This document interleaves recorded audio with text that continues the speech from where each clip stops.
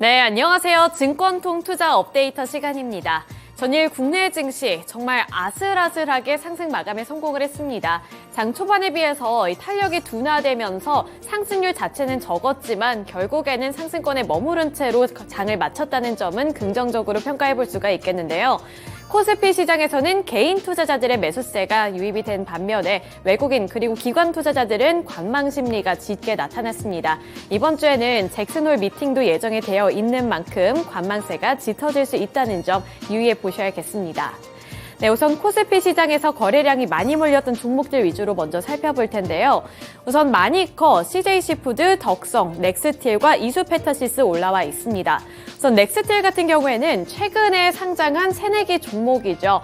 상장한 첫날에 사실 주가는 6% 넘게 하락했습니다. 하지만 어제 시장에서는 3.91% 상승 마감에 성공하면서 11,160원을 기록을 했는데요. 그 전날에 키웠던 낙폭을 일부 회복하는 모습으로 거래를 마쳤다는 점 참고해 보시면 좋겠습니다. 네, 그 다음으로 이수페타시스 0.42%로 소폭 올랐습니다. 35,950원을 기록했는데요. 기관 투자자들이 이수페타시스를 5거래일 연속으로 매수하고 있습니다. 이수페타시스 같은 경우에는 반도체 종목으로 엮어볼 수가 있는데 사실 전일 시장에서 엔비디아 주가가 그 전 거래일에 8%대 강세를 나타냈다는 점 그리고 2분기 실적 발표를 앞두고 있다는 점 때문에 장 초반에 이 반도체를 향한 투자 심리는 나쁘지 않았습니다. 따라서 이수페타시스도 함께 주목을 받았는데 장 초반에 비해서는 탄력이 둔화가 되면서 0.42%가량 상승률로 거래를 마쳤습니다.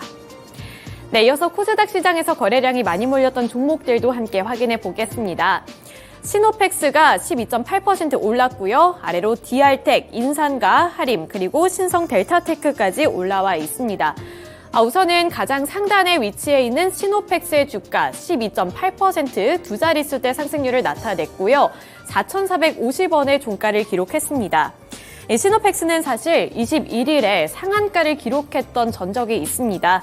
국내 최초로 혈액투석기가 식약처의 GMP 인증을 받았다라는 소식이 호재로 작용이 되면서 시노펙스 쪽으로 매수세가 크게 유입이 됐었는데 전일 시장에서도 이 상한가에 이어서 추가 상승률을 나타냈던 종목이라고 보시면 되겠습니다. 나머지 디알텍, 인산과 하림, 그리고 신성델타테크도 올라와 있다는 점 보시면 되겠습니다.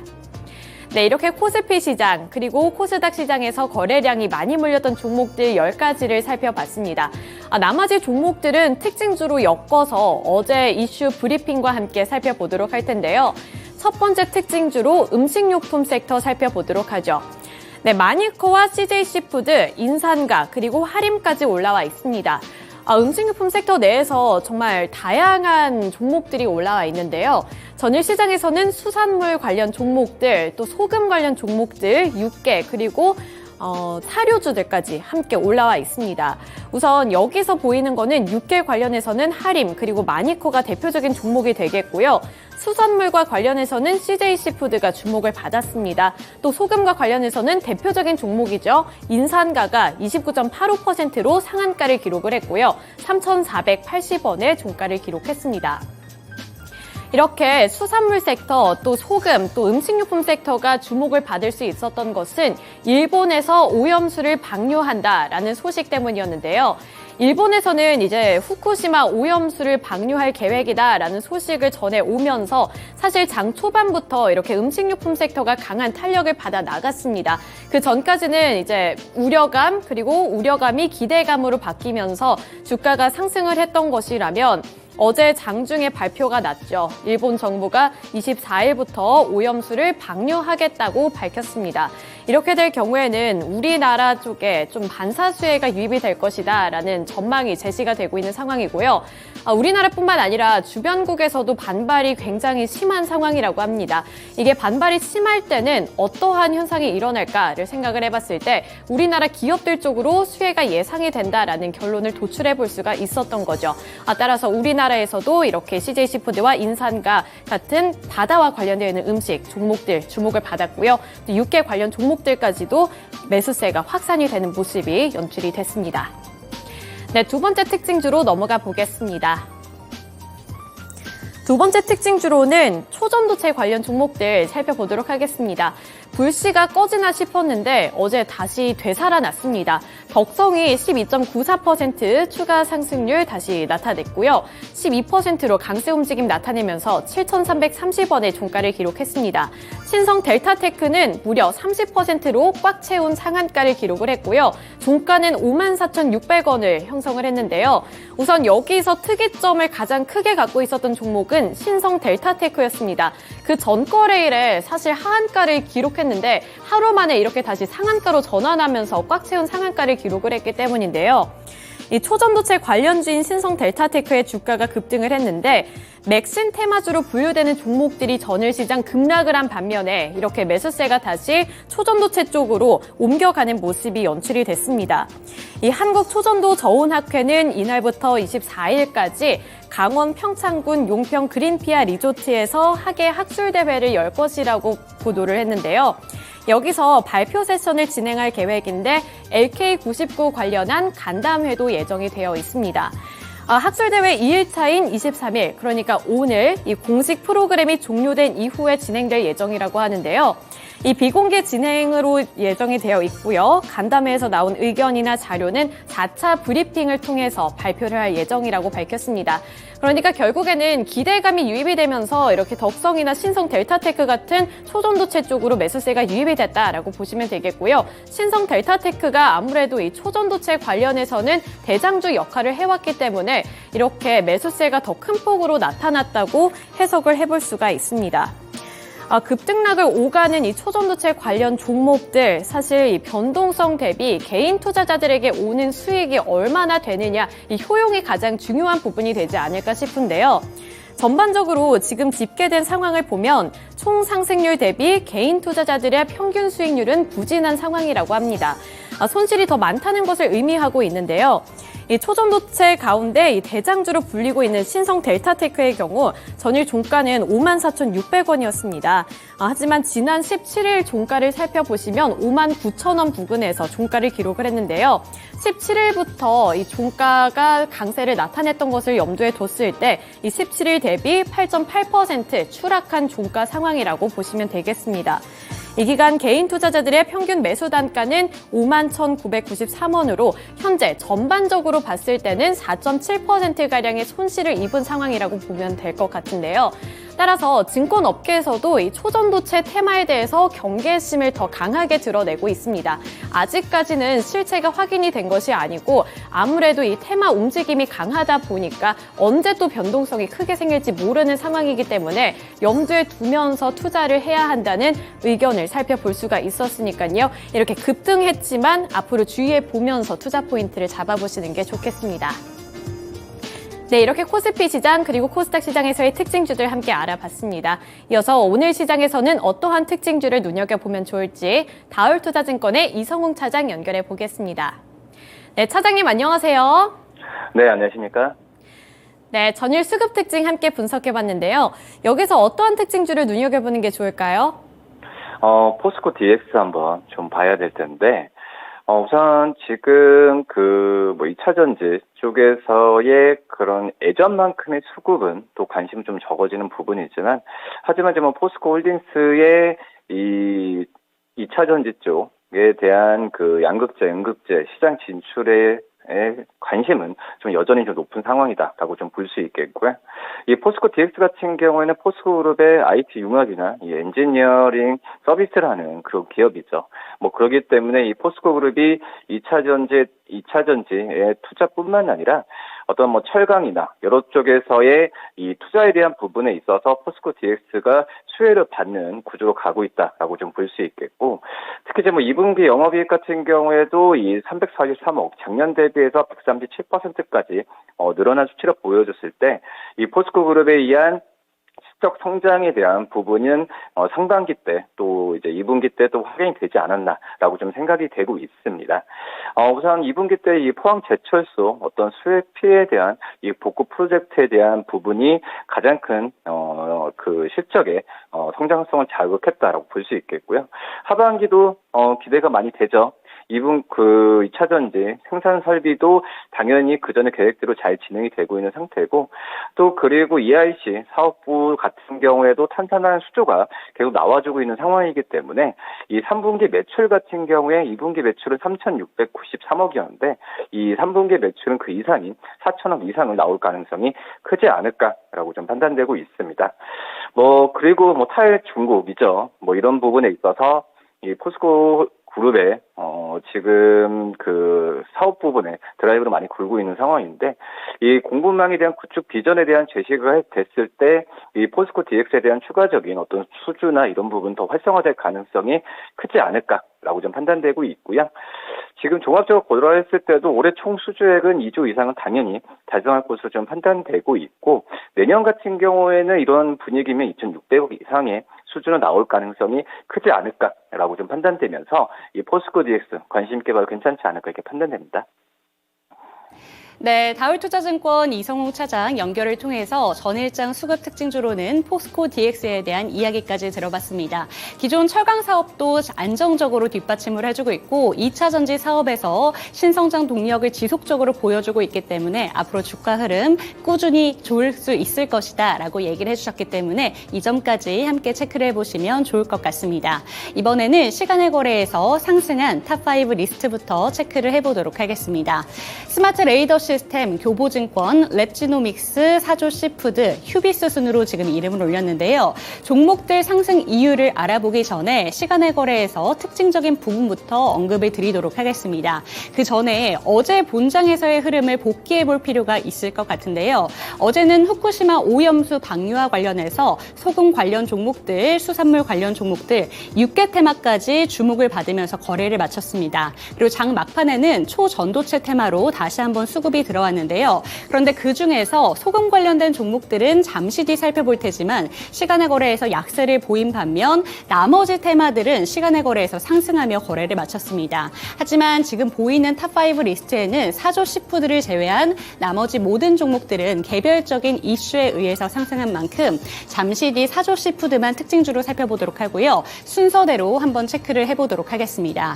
가장 상단에 이름을 올린 스마트 레이더 시스템부터 체크를 해보도록 하겠습니다. 9.93% 상승하면서 시간의 거래에서 상한가를 기록했는데요. 11,510원에 거래를 마쳤습니다. 네, 스마트 레이더 시스템은 어제 코스닥에 신규로 입성한 새내기 종목입니다. 공모가 대비 30.88% 상승한 1,470원에 거래를 마쳤었는데요. 참고로 스마트 레이더 시스템은 자체 개발한 4D 이미지 레이더 기술을 바탕으로 모빌리티, 자율주행, 드론 등은 물론이고 산업, 헬스케어, 그리고 스마트 시티형 레이더를 개발하는 기업입니다. 개장 직후 110%까지 오르기도 했었는데 결국에는 종가를 30%에 마감을 하면서 조금은 아쉬움을 남겼습니다. 왜냐하면 다수의 종목들이 상장 첫날 공모가 대비 100% 넘게 그리고 200% 넘게 상승한 종목들도 최근 많았다는 점을 생각을 해본다면 아쉬움이 조금 남는 기업이다라고 생각을 하실 수가 있겠는데요. 하지만 시간의 거래에서 추가적인 상승세가 이렇게 들어왔습니다. 증권가에서는 내년부터 해당 기업의 본격적인 실적 성장이 가능할 것이다 이렇게 보고 있기 때문에 앞으로도 이 새내기주의 주가 흐름 저희와 함께 체크해 보시면 좋을 것 같습니다. 네, 넘어가서 교보증권은 9.92% 상한가를 역시나 기록을 했는데요. 5,540원에 거래를 마쳤습니다. 교보증권은 장마감 이후에 운영자금 2,500억 원을 마련을 목적으로 교보생명을 대상으로 한 제3자 배정 유상증자를 결정했다는 공시를 띄우면서 시간의 거래에서 상한가로 직행을 했습니다. 네, 넘어가서 다음 종목도 함께 체크를 해보시죠. 랩지노믹스입니다. 역시나 상한가 9.92% 상승을 하면서 5,760원에 거래를 마쳤는데요. 랩지노믹스는 장마감 이후에 자회사인 제노코어 BS가 의료 마이 데이터 기반의 AI 알고리즘을 개발했다는 보도로 인해서 시간의 거래에서 매수세가 강력하게 들어왔습니다. 개인화된 건강진단 데이터 서비스를 보험사 등 금융 관련 기관에 공급할 것으로 알려지면서 앞으로 이 시장이 확산될 수 있다라는 기대감과 함께 시간의 거래에서 매수세가 들어왔으니까요. 이 점까지 체크를 해보시면 좋을 것 같습니다. 사조 시푸드는 잠시 뒤 특징주로 살펴보도록 하고요. 휴비스 함께 짚어보도록 하겠습니다. 휴비스는 맥신 관련된 테마로 어제 맥신 관련된 종목들이 일제히 급락할 때 유일하게 살아남았던 종목이기도 합니다. 하지만 결국에는 보합권 수준에서 마감을 했었는데요. 특별한 공시를 들고 오진 않았지만 시간의 거래에서는 추가적인 상승세를 보여주면서 7.13% 상승한 9,020원에 거래를 마쳤습니다. 특징주로 넘어가서 사조 시푸드의 주가 흐름 함께 체크를 해보시죠. 사조 시푸드는 어제 종가를 11.11% 상승한 4,650원에 거래를 마쳤습니다. 시간의 거래에서 추가적인 상승세를 보여주면서 9.89% 상승하며 5,110원에 거래를 마쳤는데요. 사실 사조 시푸드는 어제 관련 테마들이 일제히 상승할 때 상한가를 터치하기도 했었던 종목이었습니다. 하지만 윗꼬리를 관련 테마들이 일제히 달면서 결국에는 11%대 종가를 형성을 했고요. 시간의 거래에서 추가적인 상승세가 들어온 걸로 보입니다. 지금 탑5 리스트에는 사조 시푸드만이 이름을 올렸는데 수산물 테마와 육계 테마 일제히 상승하면서 시간의 거래에서도 주인공의 역할을 톡톡히 해냈다는 점 체크하시면 될 것 같습니다. 네, 넘어가서 시간의 거래에서 약세를 보인 종목들도 함께 체크를 해보시죠. 네, 큐리옥스 바이오 시스템즈, 야스, 신송홀딩스, 보라티알, 엑셈 순으로 지금 이름을 올렸는데요. 전일장 시간의 거래에서 특징적인 부분 앞서 설명을 드렸지만 소금 관련된 테마는 시간의 거래에서 약세를 보이면서 거래를 마쳤습니다. 그 이유는 수산물 테마와 육계 테마와 다르게 소금 관련된 테마는 장 막판까지 상한가를 유지하거나 거의 풀리지 않은 채로 거래를 마쳤기 때문에 차익 실현 매물이 빠져나온 것으로 보이고 있습니다. 지금 신송홀딩스와 보라티알이 지금 이름을 올렸고요. 지금 나머지 종목들의 지금 하락한 이유 체크를 해보도록 하겠습니다. 먼저 큐리옥스 바이오 시스템즈 5.48% 하락을 하면서 시간의 거래에서 31,050원에 거래를 마쳤는데요. 큐리옥스 바이오 시스템은 시간의 거래에서 별다른 공시나 악재 소식은 없었는데 본장에서 워낙 강세를 보였던 터라 차익 실현 매물이 빠져나온 것으로 풀이가 되고 있습니다. 넘어가서 야스도 5%대 하락하면서 9,370원에 거래를 마쳤던 종목이었는데요. 장마감 이후에 종가 급변 종목으로 지정이 되면서 투자주의 종목 지정 공시에 시간의 거래에서 약세로 거래를 마쳤습니다. 네, 이렇게 시간의 거래에서 상승한 종목들 그리고 하락한 종목들 함께 체크를 해봤습니다. 다시 한번 다올투자증권 이성우 차장 연결해 보도록 하겠습니다. 네, 차장님 안녕하세요. 네, 안녕하십니까? 네, 시간의 거래에서는 어떤 종목 살펴보면 좋을까요? 세림 BNG 좀 말씀을 드리도록 하겠는데요. 어제 산업통상자원부가 어떤 그 재활용에 대한 이 법안을 좀 발의시키면서 지금 현재 오늘도 이제 친환경 관련주들에 대한 상승세가 눈에 띄게 나타날 가능성이 큰데 그 대표적으로 이제 뭐 세림 BNG가 꼽히죠. 이 세림 BNG 같은 경우가 친환경에 대한 패키징 전문 기업입니다. 이 사업 부분 본다고 하더라도 이 친환경도 있겠지만 이 진공성령처럼 이 새로운 어떤 친환경에 대한 그 원료나 이 제품 생산하는 기업이라고 볼 수 있겠는데 특히 식품에 사용되는 포장 용기를 지금 제조를 하며 판매하고 있죠. 여기에 또 친환경 부분 같은 경우에는 이 생분해성 플라스틱 기반 필름과 이 포장재를 제조 및 판매하는 기업이라고 좀 볼 수 있겠는데 뭐 그만큼 이제 그 친환경에 대한 관심이 높아졌을 때 항상 이제 꼽히는 기업이라고 좀 볼 수 있겠습니다. 뭐 작년부터도 그렇지만은 일회용품 사용 제한을 이 정부가 좀 강화하면서 이 어떤 이 정부의 그런 친환경, 이거는 뭐 글로벌적인 어떤 정부 정책도 그렇다고 볼 수 있겠는데, 뭐 그런 점에서 봤을 때는 이 세림 BNG와의 이 수주 부분은 이 정부 차원에서도 그렇지만은 이 부분이 일반 편의점이나 여러 가지 그 용기 쪽에서의 업체들로 연결되면서 수주에 대한 기대감이 있다라고 좀 생각이 되고 있고요. 특히 이제 내후년부터죠. 2025년부터 이 생분해성 수지 제재 봉투가 사용 규제 대상에 포함될 수 있으면서 뭐 이런 부분에 있어서는 이 지금 매출액이나 여러 가지 부분에 있어서 올해보다는 내년보다는 내후년에 대한 기대감이 큰 종목이라고 좀 볼 수 있겠습니다. 뭐 그런 점을 본다고 했을 때는 이 지속적인 어떤 글로벌적인 그 어떤 산업적인 부분도 그렇지만은 그 환경에 대한 관심은 점점점 뜨겁고 어떤 정책적으로 더 강화될 가능성이 크다라고 좀 판단되면서 이 관련된 종목들은 꼼꼼히 찾아봐야 되는 게 낫지 않을까라고 좀 생각됩니다. 네, 다울투자증권 이성웅 차장 연결을 통해서 전일장 시간의 특징주로는 세림 BNG에 대한 이야기까지 들어봤습니다. 네, 오늘도 좋은 말씀 감사드립니다. 네, 감사합니다.